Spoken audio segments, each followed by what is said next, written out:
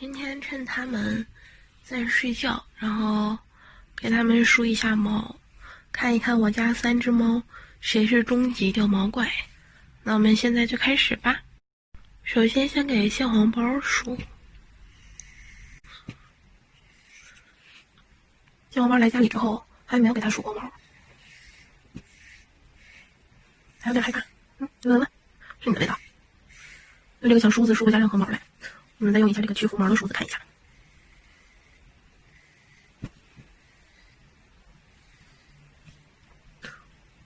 用去浮毛的只梳下来了一点点，说明蟹黄包还好。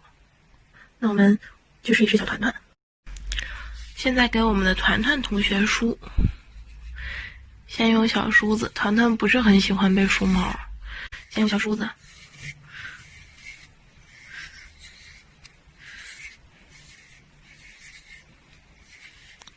用小梳子也是梳不下什么毛来，我们再用去浮毛的刷给它梳一下，看一看。小团团这个表情就给大家看一个劈叉。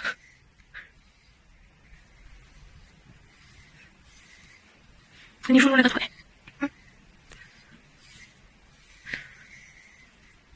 结果发现用去浮毛的也只梳下了这么一点点。好了，我们现在来看一下小六一。好了，我们最后看一下小六一。先用小梳子给它梳一梳。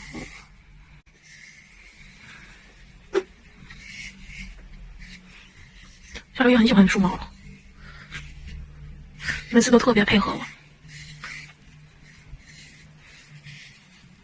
哦，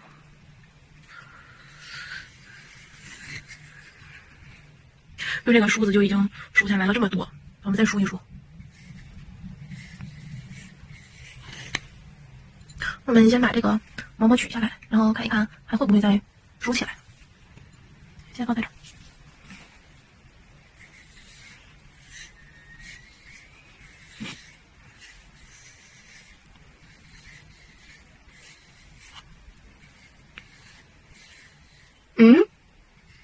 哦，这么个小绿树毛会不会秃掉呀？咱还不知道，再看一看还有没有。2坨。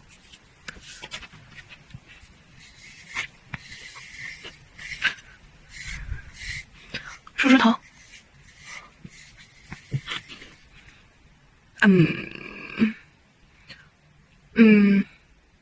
我不太敢给小六一梳了，每天都要掉这么多，我怕哪一天小六一变成秃顶小六一就不好了。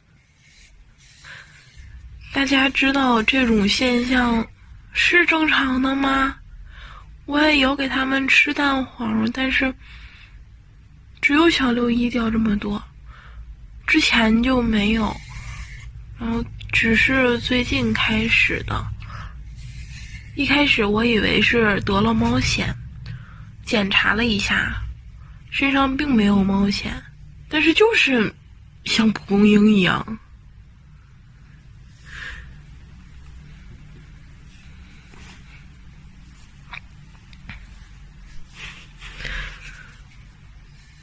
这个是和他怀宝宝有什么联系吗？真的，现在小六一就像蒲公英本英一样，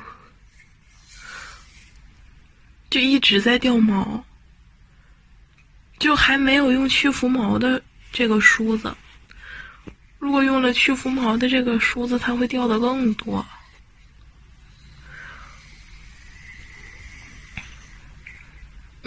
你看，就梳了2下，然后就，大家有知道这是什么现象吗？可以在评论区告诉我一下哟。好啦，今天梳毛的结果就是小六一是家里掉毛最多的，然后就是小团团，最后才是蟹黄包。